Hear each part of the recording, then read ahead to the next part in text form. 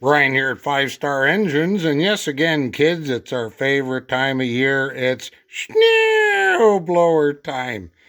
Yeah, fella brings us a little one of those little Toro sidewalk snow blowers. A nice little machine.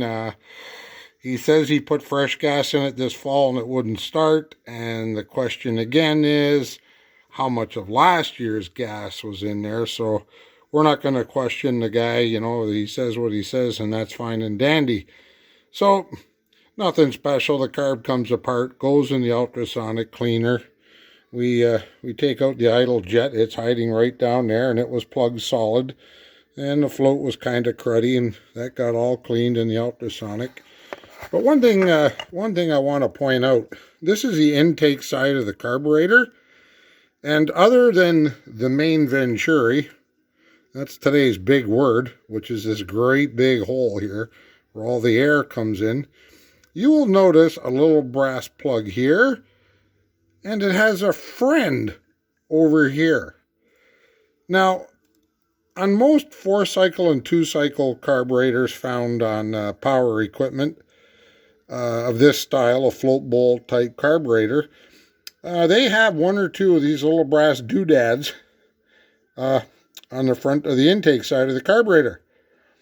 They have very small holes in them. These holes, all carbs are different.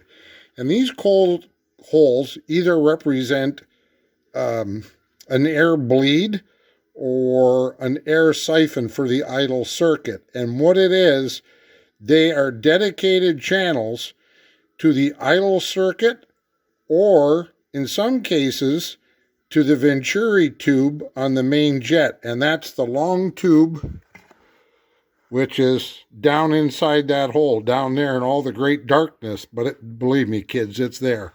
So we also want to make sure very carefully that these are clean. I used a can of Carb Clean, and it ran out into the carb body, so I know it's clean.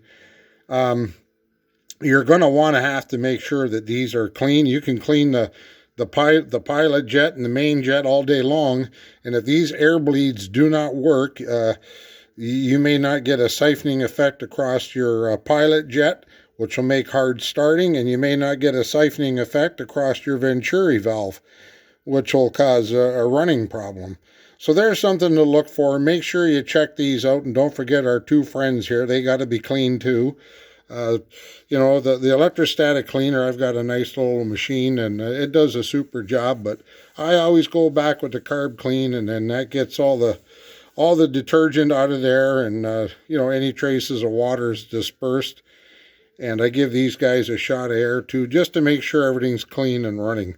So there's something to look for, when you're working on your snow blower carburetor, or any other 2 or 4 cycle carburetor with a float bowl type carb.